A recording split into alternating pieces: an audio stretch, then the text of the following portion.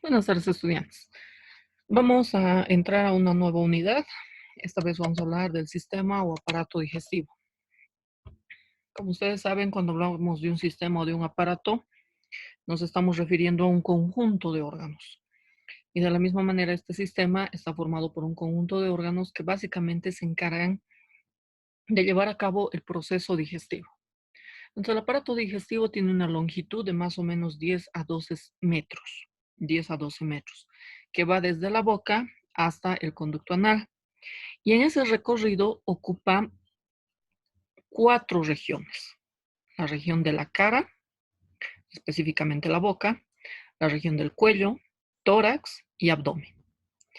Y en estas 4 regiones, se va a diferenciar cavidad bucal, aparato digestivo tubular y glándulas digestivas.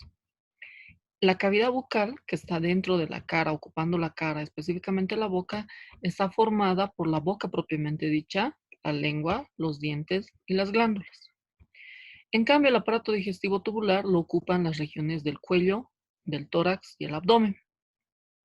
Y está formado por un conjunto de órganos relativamente rectilíneos, que vienen a ser la faringe, que ya lo hemos hablado en sistema respiratorio, no lo vamos a volver a repetir, pero vuelvo a decir, no se olviden que la faringe forma parte del sistema respiratorio y forma parte del aparato digestivo.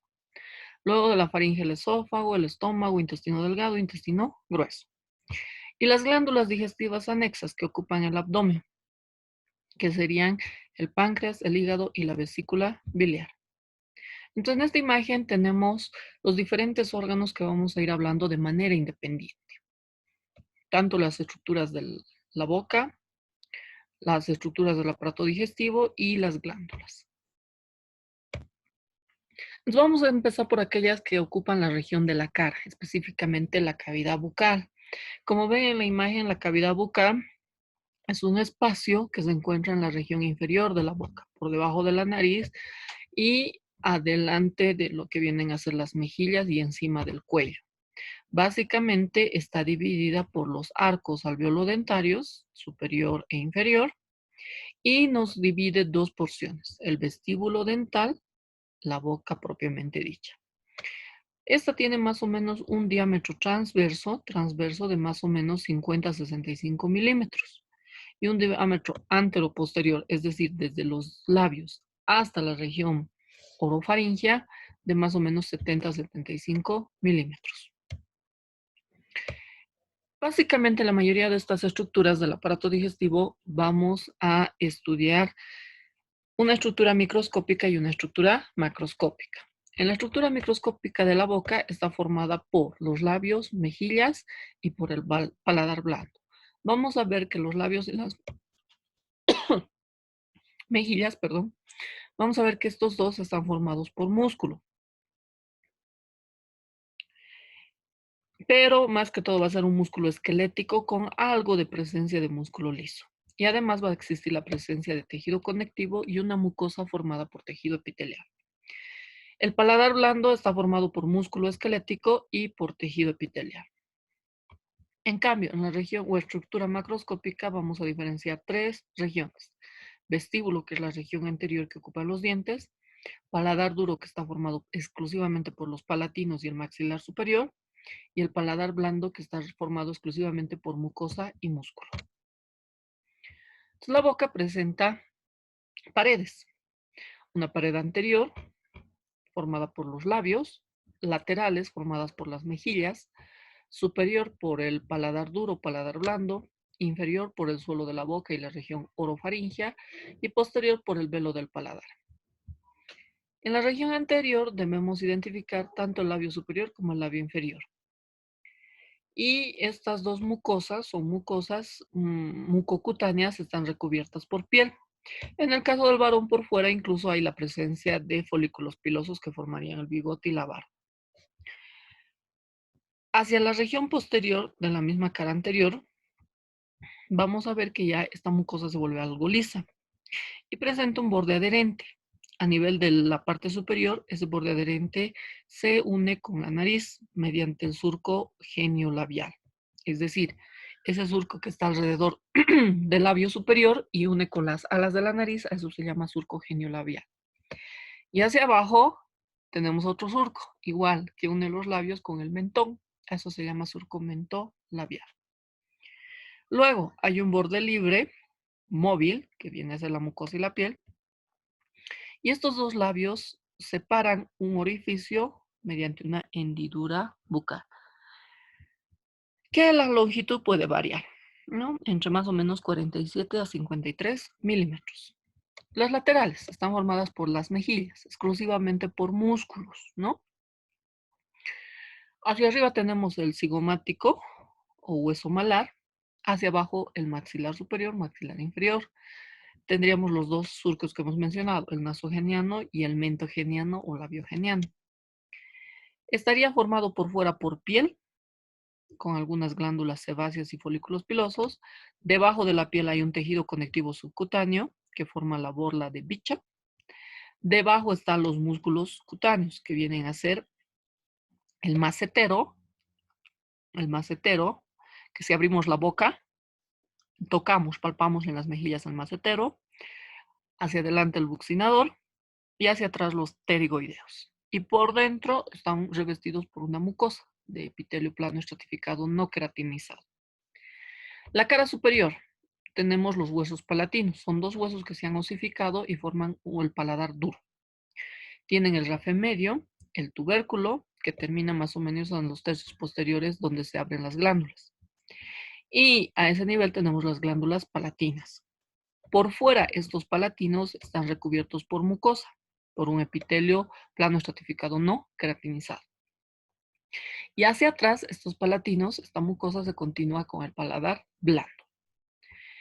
El suelo de la boca está ocupada exclusivamente por la lengua, que la lengua tiene una forma triangular, y a continuación vamos a hablar independientemente de esta estructura. En la región posterior estaría el velo del paladar, que está formado por el tabique blando, que es la mucosa, donde encontramos la cara bucal, la cara faríngea y los bordes anterior y lateral e inferior. Y por fuera, este paladar blando y velo del paladar está recubierto por mucosa, epitelio plano estratificado no queratinizado. Y hacia atrás, este paladar blando comunica con las amígdalas. Entonces, estamos viendo los labios superior e inferior. Los labios, ahora vamos a ir desglosando cada estructura, tienen 4 capas. La externa, que sería la piel, que está revestida por epitelio plano estratificado queratinizado, que presenta folículos pilosos, mucho más evidentes en el género masculino. Hay la presencia de glándulas sebáceas, especialmente en los bordes de las comisuras labiales, y también acompañadas por algunas glándulas sudoríparas. Debajo de la piel vendría a presentarse el músculo, que está formado por el músculo orbicular de los labios, que es el que nos permite esto, la apertura y cierre. También estos se continúan con los músculos cutáneos de la cara y el músculo compresor de los labios. Inmediatamente después tenemos la submucosa, que es un tejido conectivo que presenta glándulas labiales. Y por dentro, la túnica más interna sería la mucosa, que por dentro está revestido por epitelio plano estratificado no queratinizado. Ahora, si recuerdan, la cara inferior estaba ocupada por la lengua. La lengua, como ven, tiene forma triangular, de base posterior, vértice anterior, una cara superior llamada dorsal y una cara inferior llamada ventral. Esta cara superior, como ven acá en la imagen, no es lisa, presenta una serie de prominencias llamadas papilas gustativas. Y la lengua, la región de la base, es la región fija, que como ven se une a la región epiglótica. En cambio, el cuerpo y el vértice son libres, es una región libre y móvil. Básicamente vamos a encontrar 4 tipos de papilas: las filiformes, fungiformes, circunvaladas y foliadas. Dentro de estas papilas existen los corpúsculos o botones gustativos, que son quienes nos ayudan con la percepción de los sabores. Y nosotros podemos percibir 4 sabores primarios: dulce a nivel de la punta de la lengua, salado en los bordes anterolaterales de la lengua, agrio o ácido en los bordes posterolaterales de la lengua y a nivel de la base donde están las papilas circunvaladas el sabor amargo. Entonces, gracias a la presencia de papilas y botones gustativos percibimos estos sabores. Básicamente las papilas filiformes ocupan toda la superficie de la lengua y tienen un aspecto filiforme corto, pero a diferencia de estas otras tres, no tienen corpúsculos gustativos. Las fungiformes tienen forma de hongo y predominantemente existen en el vértice o punta de la lengua. Las circunvaladas son en número de 10 a 14, tienen forma esférica y se encuentran a nivel de la V invertida. Las foliadas son estructuras cónicas que se encuentran en los pliegues posteriores de la lengua. Ahora, dentro de estos tenemos el botón gustativo o corpúsculo gustativo, que presenta un epitelio, es decir, la lengua está revestida por epitelio plano estratificado no queratinizado. Y dentro de ese epitelio encontramos tres tipos de células. Las sustentaculares, las neuroepiteliales y las basales. Básicamente, las neuroepiteliales son las que nos ayudan con la percepción de estos sabores. Y aquí está. Esta es la V invertida. Esta es forma esférica que están viendo serían las papilas caliciformes. Todas estas que están en toda la región de la cara de la lengua serían las filiformes. A nivel de la punta tendríamos las fungiformes. Y estas que parecen unas líneas en los bordes serían las foliadas. Acá atrás tenemos lo que son las amígdalas linguales, ¿no? Que nos comunican con la región faríngea. Si hacemos una ampliación de un corte de la lengua, vemos así. Aquí está la forma de una papila circunvalada, tienen forma esférica. Aquí está el botón gustativo. Estas que tienen una forma cónica son las papilas filiformes y estas que tienen forma de hongo son las fungiformes.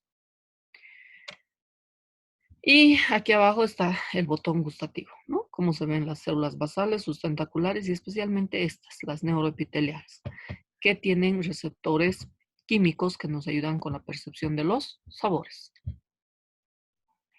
En la cara posterior de la lengua encontramos las amígdalas, que si nosotros, especialmente cuando vamos al médico, nos hacen un examen con baja lengua, como están viendo aquí, a los bordes, a los lados, podemos encontrar la presencia de las amígdalas. Y las amígdalas, o también llamadas tónsilas, no son más que un cúmulo de tejido linfático que no está encapsulado. Y tenemos dos tipos de amígdalas, las palatinas, que están hacia arriba en relación con los palatinos, y hacia abajo las linguales. Ambas contienen gran cantidad de linfocitos que ayudan principalmente con la inmunidad y defensa. Por eso es que cuando nos resfriamos, lo primero que se inflama es las amígdalas, porque son un mecanismo de defensa frente a algún tipo de agresión bacteriana o viral. Ahora, estas amígdalas por fuera tienen dos caras, una cara interna plana convexa y una cara externa que se relaciona con la faringe. Y por dentro están formadas por una mucosa que los reviste, que va a ser el epitelio plano estratificado no queratinizado, y por dentro hay la presencia de criptas y folículos donde se va a dar origen la linfopoiesis. Y luego tenemos el paladar. Aquí está el paladar duro. Aquí están los palatinos cubiertos por la mucosa, el epitelio plano estratificado no queratinizado. Y como ven en la imagen, estos palatinos se unen con el maxilar superior, donde están los alvéolos dentarios superiores. Hacia atrás se continúa con el paladar blando, que es exclusivamente músculo y mucosa, y termina en una prolongación que tiene forma más o menos cónica, llamada úvula. Ahora, hacia adelante, los alvéolos dentarios están ocupados por la presencia de los dientes. Los dientes son un tipo de tejido conectivo duro, considerados unas papilas complejas de la lámina propia, y están constituidas por un material pétreo que les da esa característica dura. Podemos clasificar en dientes primarios o de leche y dientes secundarios o permanentes. Los dientes primarios son en número de 20 series. Y más o menos una erupción dentaria inicia a los 6 meses. Ahora, esto no es una regla. Puede haber niños incluso nacidos que ya tienen una cierta erupción dentaria, pero generalmente la erupción inicia a los 6 meses. Y estos dientes de leche duran hasta los 2 años en terminar de brotar las 20 series. Una vez que han terminado el brote de los dientes de leche primarios, estos más o menos a los 12 o 13, incluso antes, empiezan la sustitución por los dientes permanentes, que ya en un adulto promedio son en número de 32. ¿Y qué tenemos que identificar en un diente? La zona visible que vemos sería la corona. Y la zona que no vemos sería la raíz, la que se implanta en los alvéolos dentarios. Y la unión entre la corona y la raíz se llama cuello. Y hacia abajo el diente se une con el alvéolo dentario que se denomina cavidad pulpar. Ahora, la unión del diente con el alvéolo dentario del maxilar es una forma de articulación, pero esta articulación se llama gonfosis. ¿Qué vemos? Esta parte visible les he dicho que es la corona. En la corona tenemos que identificar por fuera el esmalte, por dentro la dentina.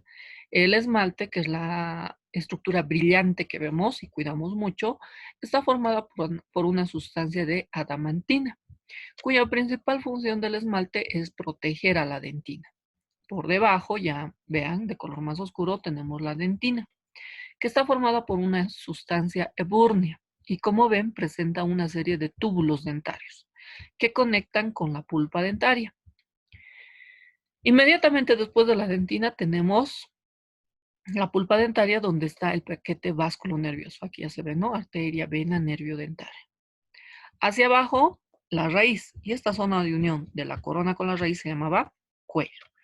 La raíz está formada por el cemento, que presenta unas células llamadas cementocitos. Aquí por fuera, el cemento, medio oscuro. Y por dentro continúa con la dentina de la raíz.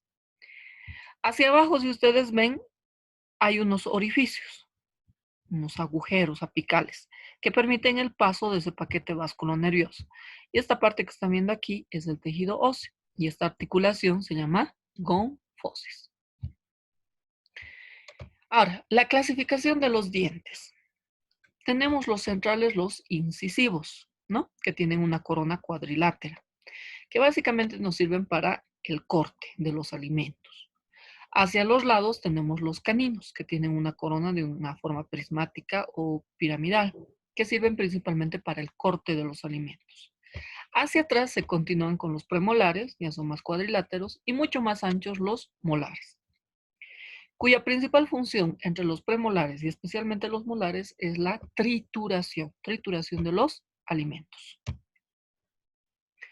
Y aquí tengo lo que les he explicado, ¿no? La dentina, el esmalte, el cemento, la pulpa, el ligamento y la encía. La encía es la zona rosada que rodea la unión del alvéolo dentario con la raíz y está formada principalmente por un tejido epitelial, mucoso. Ahora, a diferencia de todos estos, el esmalte es la zona dura, ya que está formado 99% por fosfato de calcio. En cambio, la dentina es una zona, diremos, frágil, sensible. Sensible principalmente a cambios de temperatura y sensible al tacto. Por eso es que cuando la caries ya llega a la dentina es mucho más dolorosa. Las glándulas. Como accesorias de la boca tenemos las glándulas salivales, que tenemos tres principales: la glándula parótida, la submaxilar y la sublingual. La parótida es la de mayor tamaño, esta, que se encuentra, fíjense, debajo del hueso cigomático malar y delante del orificio del conducto auditivo externo. Es una de las más grandes. Y como ven, esta glándula, su función es aportar saliva y para ello tiene un conducto. Ese conducto se llama estensen o esteno. Este conducto desemboca a nivel del vestíbulo del segundo molar superior. Las otras dos.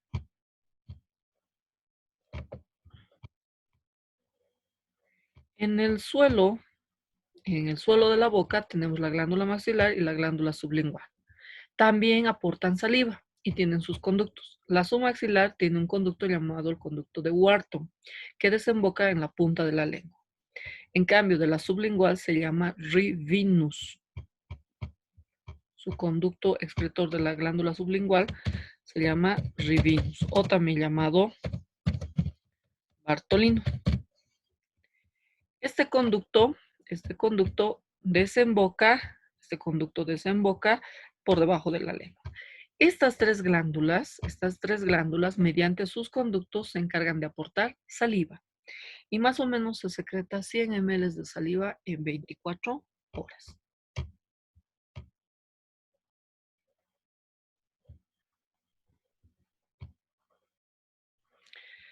Y hasta aquí que hemos hablado de la boca. ¿Cuál es su principal función? La masticación. Como ustedes están viendo, los dientes son los que nos ayudan con los cortes, los molares con la trituración, y una vez que hemos triturado los alimentos, estamos formando el bolo alimenticio. Y luego de eso viene la deglución. Pero, ¿quiénes ayudan en este proceso de masticación? Aparte de los dientes, la lengua, porque fíjense, es móvil, ayuda a formar el bolo alimenticio. Y vean aquí abajo, la saliva, vean cómo se secreta saliva aquí en la imagen inferior.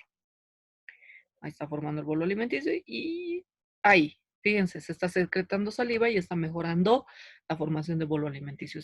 La saliva tiene función de emulsión, lubricación, bactericida. Y aquí, en la imagen superior izquierda, vean los músculos, como la contracción del músculo temporal, que es este de arriba, macetero, que es este, y aquí atrás los pterigoideos, ayudan a que la boca se abra y se cierre. A eso se llama un efecto de reflejo de rebote, descenso y ascenso de la mandíbula. Vean. Entonces, este es el primer paso del proceso digestivo, la masticación. Ahora vamos a hablar del tubo digestivo, aquel que se extiende entre el cuello y el tórax y está formado por la faringe. Obviamente no voy a volver a repetir faringe, ya lo hemos llevado en aparato respiratorio. Luego de la faringe, el esófago, estómago, intestino delgado, intestino grueso. Y estos yo los identifico y los separo mediante la presencia de válvulas, o también llamados esfínteres. ¿Qué tienen en común estos cuatro? Tienen en común la presencia de 4 capas. La faringe, esófago, estómago, intestino delgado, intestino grueso, estructuralmente están formados por 4 capas. La más interna, la mucosa, donde tenemos que encontrar el epitelio, un tejido conectivo alveolar laxo, una muscularis mucoesae muy delgadita. Segunda capa, submucosa, donde solamente hay tejido conectivo, fibras colágenas, fibras elásticas. Y un plexo, este plexo es importante, el plexo submucoso de Meissner. Tercero, la muscular, que está formado en la mayoría por fibras de músculo liso, en 2 capas, interna y longitudinal externa. Y entre estas 2 capas hay otro plexo importante, el plexo mesentérico de Auerbach. Estos plexos tienen función. En el caso del Meissner, este plexo de la submucosa, se encarga del control del flujo sanguíneo. En cambio, el plexo de Auerbach se encarga del control del peristaltismo. Ya hemos hablado de tejido muscular. Ya habíamos dicho que este tejido muscular se caracteriza de la contracción, pero esa contracción en el músculo liso se llama peristaltismo o peristalsis. Entonces, ¿quién controla esa contracción? El plexo mesentérico o mientérico de Auerbach. Y la capa más externa, la serosa o adventicia, que está formada por tejido conectivo, formada por tejido epitelial, y en la región del abdomen, la presencia de peritoneo y mesotelio. Ahora vamos a ir hablando de cada órgano de manera independiente. Y aquí está, ¿no? Faringe, esófago, estómago, intestino delgado, intestino grueso. Y yo les había dicho que estos se separan por esfínteres. Aquí están los esfínteres. Aquí tenemos el esfínter entre el esófago y el estómago, el esfínter entre el estómago y el intestino delgado y el esfínter entre el intestino delgado y el intestino grueso. Ahorita vamos a ver sus nombres. Vamos a empezar por el esófago. Hay que identificar una estructura microscópica, las 4 capas que hemos dicho hace un momento, y una estructura macroscópica. El esófago es un tubo relativamente rectilíneo, de más o menos 25 a 30 centímetros de longitud, y un diámetro de 2 a 3 centímetros. Básicamente hacia arriba se relaciona con la faringe y hacia abajo con el estómago. Ahora vean esto, aquí está el esófago. Aquí tengo el esfínter esofágico faringio o esfínter esofágico superior que une faringe esófago. Y aquí abajo, aquí está de rojo, el esfínter entre el esófago y el estómago, que sería el esfínter esofágico inferior. Y se encuentra situado detrás de la tráquea. ¿Cuál es su función? Transportar bolo alimenticio. Solamente transporta bolo alimenticio. Entonces, vean, aquí está faringe, ahí está esófago, hasta llegar al estómago. Microscópicamente, 4 capas. La más interna, esta que están viendo aquí, irregular, forma estrellada, color rosado, la mucosa. El tercio superior tiene epitelio plano estratificado no queratinizado. En cambio, el tercio inferior tiene un epitelio cilíndrico simple. Y el tercio medio es la unión de estos dos epitelios. Debajo de eso tiene una lámina basal y una muscularis mucosae. La segunda capa es de color más o menos celeste claro, o plomo quizá, la submucosa. Es irregular y es abundante en fibras colágenas y fibras elásticas y presenta unas glándulas mucosas secretoras de moco, llamado mucina. Este de color rosa claro, rojo claro y este rojo oscuro son las dos, la capa muscular, la circular interna y la longitudinal externa. Y en medio no se olviden el plexo de Auerbach. Y por fuera, eso que está rodeando por fuera más clarito, esa línea clarita sería la serosa, que está cubierto por células mesoteliales.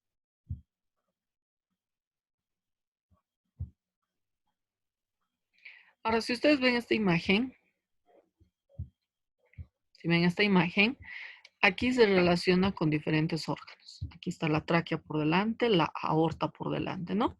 Y hacia abajo tiene que atravesar el diafragma mediante un espacio llamado ileoesofágico. Y aquí podemos ver la función, vean, después de que ha mascado, fíjense, este cartílago. Si recuerdan, en la laringe les había hablado de la epiglotis. Esta es la epiglotis. Y vean cómo tapa la vía respiratoria y cómo permite el paso de la vía digestiva. Aquí está. Pum, se ha tapado la vía respiratoria y la epiglotis ha pasado el bolo alimenticio al esófago. Entonces, ahora vean esta otra de aquí, vean cómo va pasando el bolo alimenticio por toda la longitud y aquí está, ¿no? Esos movimientos peristálticos de contracción hacen que haya un proceso de descenso para el transporte del bolo alimenticio. A eso se llama deglución. Otro órgano, el estómago, igual, estructura microscópica y macroscópica. Voy a empezar por la macro. Es un órgano que mide más o menos 25 centímetros de longitud, 10 centímetros de ancho. Y el estómago, cuando está vacío, es la mucosa y las submucosas son irregulares, presentan pliegues. Pero cuando se llena de alimento, el estómago es capaz de distenderse hasta contraer de 1.5 a 2 litros del material alimenticio. Y en algunos casos, especialmente en aquellos pacientes obesos, puede contener hasta 3 litros de material alimenticio. Entonces, el estómago es un órgano muy flexible. Ahora, tiene más o menos la forma de una J mayúscula y posee una curvatura mayor, una menor. El estómago se sitúa debajo del diafragma en una región llamada epigastrio. Epigastrio. Es ese espacio entre los bordes de las costillas que tiene forma triangular. Ahí está el estómago. Eso se llama epigastrio. Hacia arriba se relaciona con el esófago. Hacia abajo con el intestino delgado. Y su función es transformar el bolo alimenticio en una sustancia llamada quimo. A ese proceso se llama mezcla o digestión. Entonces, vean, aquí está el estómago. Hacia arriba se continúa del esófago mediante una válvula, un esfínter que se llama cardias. Pero hacia abajo se continúa con el intestino delgado mediante una válvula llamada píloro. Entonces tiene dos esfínteres, el superior la cardia, el inferior el píloro. Tiene 3 regiones, el fundus gástrico o fundus del estómago, el cuerpo del estómago y el antro pilórico. Aquí está la curvatura menor y aquí está la curvatura mayor. Y como ven, a los lados de las dos curvaturas hay tejido adiposo, eso de color amarillo, que se llaman epiplón menor y epiplón mayor. Ahora, microscópicamente, 4 capas. Mucosa, submucosa, muscular, serosa o adventicia. La mucosa. La mucosa del estómago es un tejido epitelial grueso que presenta un conjunto de glándulas y células que son importantes principalmente en la secreción de jugos gástricos. Y estos jugos gástricos ayudan en el proceso de digestión. Entonces, la mucosa está revestida por epitelio cilíndrico simple muy grueso, que presenta glándulas cardíacas a nivel del cardias, glándulas gástricas en el fundus y cuerpo gástrico y glándulas pilóricas. Y además hay células, las superficiales, principales, parietales, mucosas y enteroendocrinas. Las superficiales son las que se ubican a nivel del cardias y la función que tienen es secretar moco neutro. Las principales se encuentran en el cuerpo gástrico y su función es secretar pepsina para el metabolismo de proteínas. Las parietales se encuentran en el istmo y su función es producir ácido clorhídrico para el metabolismo de los alimentos y factor intrínseco para la asimilación de vitaminas. Las células mucosas del cuello secretan mucoácido. Las enteroendocrinas secretan hormonas, la secretina, que estimula la secreción de jugo pancreático, la gastrina, que estimula la producción de glucagón y estimula la motilidad, y la colecistocinina, que estimula la producción de jugo biliar. Entonces, como han visto, la mucosa del estómago es importante por la presencia de glándulas y células. Esto es importante conocer. Debajo tenemos la submucosa, que está formado por abundantes fibras elásticas y fibras colágenas. Y ahí encontramos el plexo de Meissner. La muscular, 3 capas, longitudinal externa, circular media, oblicua interna. ¿Por qué 3 capas? No se olviden que el estómago se contrae y esas contracciones hacen que favorezca la digestión de los alimentos. Y en estas 3 capas, en medio encontramos el plexo de Auerbach, que controla el peristaltismo. La serosa, que está a nivel de, que se continúan con la curvatura menor y mayor con los epiplones, que ya les he mostrado, menor y mayor. Y aquí está, aquí se ve la mucosa irregular cuando está vacío, ¿no? Luego tenemos la submucosa, las 3 capas de la muscular y aquí estaría la adventicia, que está rodeada por peritoneo y por fuera por los epiplones. Y aquí está. Esta es la mucosa. Aquí está el epitelio cilíndrico simple, ahí están las glándulas y las células. Debajo, aquí está la muscular mucosa, la submucosa, el plexo. Aquí se ve el plexo de Meissner. 1, 2, 3 capas de músculo y el plexo de Auerbach. Y la serosa o adventicia que se continúa con el peritoneo y se continúa con el epiplón. Y aquí vean cómo el bolo alimenticio llega al estómago, fíjense, y van a provocar las contracciones, el peristaltismo. Y aquí está cómo se secretan los jugos gástricos, ácido clorhídrico, pepsina, factor intrínseco, gastrina, secretina, etc. ¿Y qué han hecho? Han transformado el bolo alimenticio en quimo. Y una vez que termina esa transformación del quimo, que eso más o menos dura 4 horas, pasan por el píloro al intestino delgado. El siguiente órgano, el intestino delgado, igual, microscópica, macroscópica. Como ven, el intestino delgado ya ocupa exclusivamente la cavidad abdominal y también tiene 4 capas. Ahora, macroscópicamente, es un conducto irregular, ya que presenta flexuosidades, fíjense, ¿no? Está totalmente con flexuosidades. Y se extiende desde el píloro, el estómago, hasta el intestino grueso, a una región que se llama unión iliocecal. Algunos autores dicen que el intestino delgado mide 5 metros. Otros dicen que mide hasta 7 metros. Puede variar. Término medio, 7 metros o si quieren 720 centímetros. Tiene 3 porciones. La primera y la más pequeñita, sigan el cursor, que tiene forma de C, se llama duodeno, que mide de 20 a 25 centímetros. Y el restante, que no se delimita mucho, es el yeyuno. ¿Cómo podemos identificar? La única forma es quirúrgica. Cuando hay una cirugía, sabemos que el yeyuno es el que tiene un color más rosadito. En cambio, el ilión no es tan rosado, es un poco más oscuro porque no tiene mucha irrigación. ¿Para qué funciones tiene el intestino delgado? El quimo que ha formado el estómago, el intestino delgado lo absorbe Su función es transportar quimo, absorber micronutrientes y llevarlos hasta los vasos sanguíneos, vasos linfáticos. Y además secreta hormonas. Y aquí están las capas. Mucosa. La mucosa está revestido por epitelio cilíndrico simple. Y en ese epitelio cilíndrico simple hay las células cilíndricas indiferenciadas, las células Panet, las células mucosas y las enteroendocrinas. Las cilíndricas, que son estas que están viendo aquí, esto que está rodeando la válvula, ese es el epitelio cilíndrico simple, sirven para la absorción.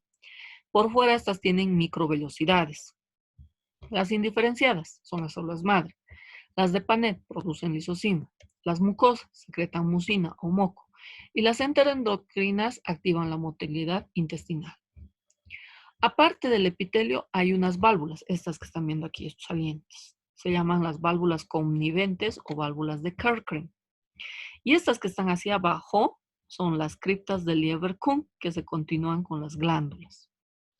Debajo de esto hay la lámina propia, donde se encuentran esto de color verde, donde dice el linfonodo, se llama placas de Peyer, que son un tipo de protección del intestino delgado que tienen una barrera inmunológica. Debajo tenemos la submucosa, donde se encuentran fibras colágena y fibras elásticas. Y no se olviden, el plexo de Meissner. Debajo, la capa muscular, dos capas, longitudinal externa, circular media. Y en medio, el plexo de Auerbach. Y por fuera, la adventicia, que continúa con el peritoneo. Duodeno y ayuno ilion tienen estas características, pero en duodeno hay algo extra. Solo en el duodeno hay la presencia de las glándulas de Brunner, cuya función de estas glándulas es secretar moco alcalino. ¿Para qué? Para protegerse del pH ácido del estómago. No se olviden que el quimo que ha formado el estómago se va a unir con el ácido clorhídrico. El intestino delgado, para protegerse de ese ácido clorhídrico, tiene que secretar un moco alcalino. Y aquí están, ¿no? Las cuatro capas, aquí están las válvulas de Kerckren, el epitelio cilíndrico simple con microvellosidades, las criptas de Lieberkühn, debajo la submucosa, muscular, dos capas, y la serosa. Anatómicamente el duodeno hay que diferenciar 4 porciones.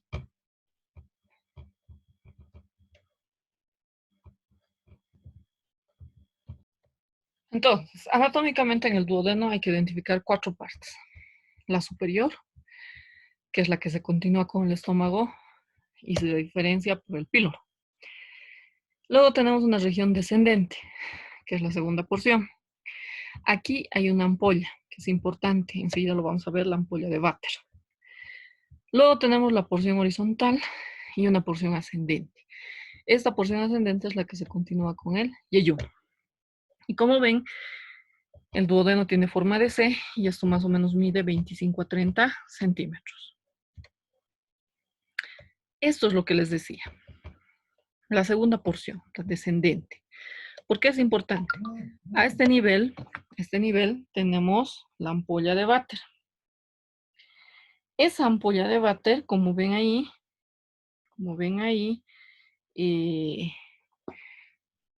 permite desembocar dos conductos. El conducto llamado colédoco, que viene de la vesícula biliar, y el conducto de Wirsung, que viene del páncreas. Mediante un solo orificio, vean, los dos confluyen en un orificio llamado el orificio de Oddi.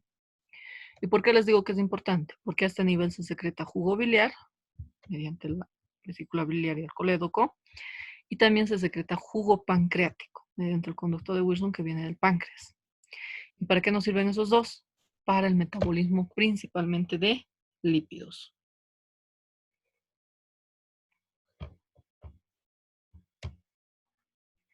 Y fíjense cómo aquí se va provocando ese fenómeno, ¿no? Cómo el quimo que ha formado el estómago se va difundiendo por todo el intestino delgado. Y estas válvulas con este epitelio son importantes ¿para qué?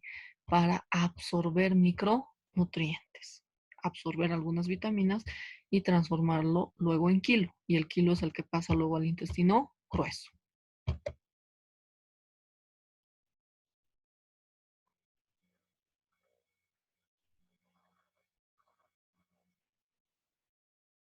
El intestino grueso.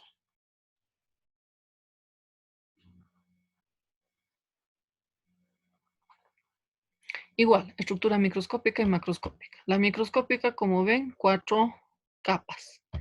La macroscópica. El intestino grueso, como ven en la imagen, se continúa del intestino delgado y tiene una porción ascendente, transversa, descendente y una oblicua. Básicamente, empieza en la unión iliocecal, que es la unión del intestino delgado con el intestino grueso, y termina en la región del conducto anal, que ya nos ayuda en la eliminación de productos de desecho. Mide más o menos entre 1 metro a 1,5 metros, o si quieren 180 centímetros. Tiene la primera porción el ciego, esta porción alargada llamada apéndice secal o apéndice vermiforme, el colon, que se divide en colon ascendente, colon transverso, colon descendente, sigmoides, recto y ano. La principal función del intestino grueso es la absorción de agua, de líquido, absorción de sales minerales, secreción de moco y eliminación de productos de desecho como las heces fecales. Pero aparte de asimilar agua y electrolitos, también nos ayuda a absorber vitaminas, especialmente la vitamina K y la vitamina B. Ahora, también está formada por 4 capas: mucosas, mucosa muscular y serosa. La mucosa es parecida al intestino delgado, solamente que sus válvulas son más cortitas. Está revestido por epitelio cilíndrico simple, válvulas de Kerkring, criptas de Lieberkühn. Aquí está el epitelio, las válvulas, las criptas, pero ya no son tan altas como en el intestino delgado. Debajo tenemos la submucosa, que presenta fibras elásticas, fibras colágenas y unos nódulos, estos de color café que ven, los nódulos linfáticos, que tienen función inmunológica. Y también no se olviden el plexo de Meissner. La muscular, 2 capas. Si recuerdan el intestino delgado, esas capas se llamaban longitudinal externa, circular interna. En el intestino grueso cambian. La que debería ser la longitudinal son capas incompletas. Entonces tenemos 3 tenias cólicas. La que debería ser circular se llaman austras cólicas. Y aquí estamos viendo. Estas que vienen como líneas. 1, 2, 3. Se está extendiendo, estoy demarcando de rojo.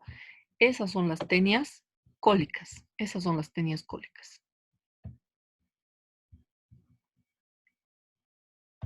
En cambio, estas, fíjense, voy a demarcar de color de verde cuadraditas y se nota, son las austras cólicas. Entonces, en la capa muscular hay que identificar eso, las tenias y las austras, que es muy diferente al intestino delgado. Ahí no vamos a encontrar esto, solo en intestino grueso.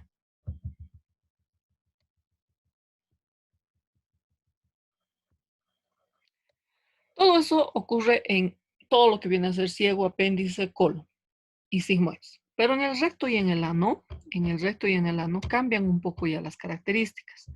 Por ejemplo, ya no hay estas tenias, ya no hay esas austras. Fíjense, ya se convierten en longitudinal externa y circular interna.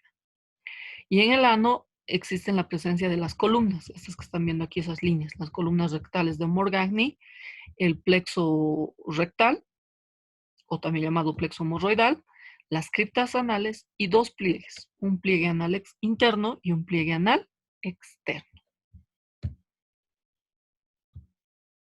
Y ahí pueden ver cómo el quilo pasa al intestino grueso, cómo se está transformando en quilo, se está absorbiendo agua, electrolitos, vitamina K, vitamina B, se está secretando moco para la lubricación y al mismo tiempo ya en el ciego transverso y descendente especialmente se están acumulando todos los productos de desecho para convertirlos en heces fecales. Eso ya es en el colon descendente prácticamente. Y cuando estas heces fecales llegan al sigmoides y adoptan esa forma, ¿no? Terminando en el recto, donde se almacena, hasta su eliminación por el ano. Por último, las glándulas anexas. Entre las glándulas anexas vamos a hablar del páncreas, hígado y vesícula biliar. El páncreas, como ven, es un órgano alargado de más o menos 20-25 centímetros de longitud y tiene un diámetro en lo más angosto de 2.5 a 3 centímetros y en lo más amplio de 5 centímetros. Básicamente está formado por una cabeza, un cuello, un cuerpo y una cola. Esas son las partes. Y pesa aproximadamente 50 a 60 gramos. ¿Qué tenemos que estudiar en esta glándula?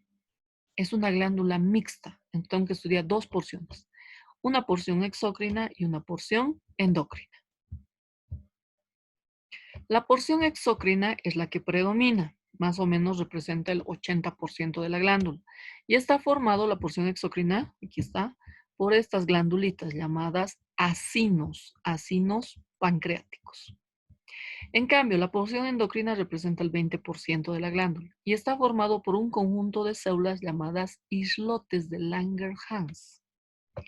Vuelvo a repetir, en el páncreas hay que estudiar dos porciones. La exócrina formada por los acinos pancreáticos, y la endocrina formada por los islotes de Langerhans. Estos acinos pancreáticos son un conjunto de glándulas tubulares que está formado por 8 células piramidales, cuya función principal es formar jugo pancreático que lo transportan aquí, fíjense, por dos conductos, el conducto principal de Wirsum y el conducto accesorio de Santorini. ¿A dónde? Al duodeno. Para que por el jugo pancreático se secreten dos hormonas, la secretina y la colecistocinina. En cambio, la porción endocrina tiene células. Las células alfa, aquí está escrito, pero son en alfabeto griego, ojo. Las células alfa, beta, las claras, las gamma o delta, las células F o PP. Estas células que forman los islotes de Langerhans tienen la función de formar hormonas. Las alfa forman glucagón, las beta insulina, las claras son de reposo, las gamma o delta forman somatostatina y las PP forman polipéptido pancreático. Y aquí está, la cabeza, el cuello, el cuerpo, la cola, cómo se relaciona especialmente con el duodeno por sus conductos a nivel de la ampolla de Vater. Y esto, ¿no? Cómo se ven los acinos pancreáticos y cómo se ven los islotes de Langerhans. Solo los acinos pancreáticos tienen conductos excretorios que desembocan en el conducto de Wirsum. Por eso es porción exócrina. En cambio, fíjense, la endocrina no tiene conductos excretorios. Las hormonas van directamente al torrente sanguíneo. Una de las glándulas de mayor volumen, el hígado. El hígado pesa más o menos 1.5 kilogramos y se localiza en el hipocondrio derecho. Está formado por un parénquima hepático de constitución y consistencia blanda. Se sitúa debajo del diafragma y tiene un abundante riego sanguíneo. Por fuera está recubierta por la cápsula de Gleason que lo divide en dos lóbulos, derecho e izquierdo. Y estos lóbulos están divididos en lobulillos, donde se encuentran los lobulillos hepáticos o clásicos. Y dentro de los lobulillos hay las células llamadas hepatocitos. El hígado cumple entre 80 a 400 funciones. Es una de las glándulas más complejas. Yo aquí solo estoy mencionando algunas. Es un órgano hematopoyético, es decir, forma células sanguíneas. Ayuda a almacenar glucosa en forma de glucógeno. Ayuda en el metabolismo de proteínas. Ayuda en el metabolismo de carbohidratos. Ayuda principalmente en el metabolismo de lípidos. Es una glándula que almacena vitaminas. Vitamina A, retinol, vitamina B, vitamina K y heparina. El hígado es el que forma el jugo biliar, en cambio la vesícula solo lo secreta, lo almacena y lo secreta, pero el hígado es el que forma el jugo biliar o llamados sales biliares. Secreta fibrinógeno, secreta albúmina plasmática. El hígado produce colesterol y el hígado es nuestra principal glándula de desintoxicación, destoxifica materiales tóxicos. En esta imagen vemos los lóbulos, ¿no? El derecho, el de mayor tamaño, dividido por un ligamento llamado falciforme del lóbulo izquierdo. Si viéramos por debajo, estos dos lóbulos presentan la impresión gástrica, el lóbulo caudado, la impresión renal, la impresión duodenal, la impresión cólica y el lóbulo cuadrado. Y un lóbulo, el lóbulo de Spiegel.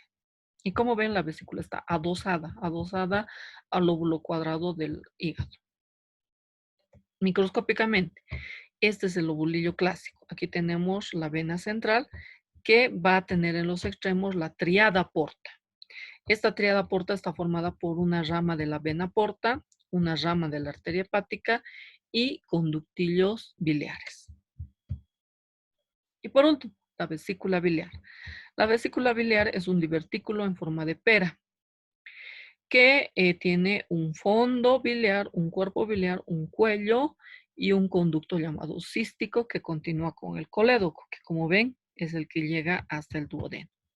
Básicamente la vesícula solamente almacena jugo biliar que ha sido formado por el hígado y luego lo secreta cuando se requiere, especialmente en el metabolismo de los lípidos. Y está formada por 3 capas: mucosa, muscular y adventicia. La mucosa revestida por epitelio cilíndrico simple con estereocilios. Cuando está vacía, presenta pliegues.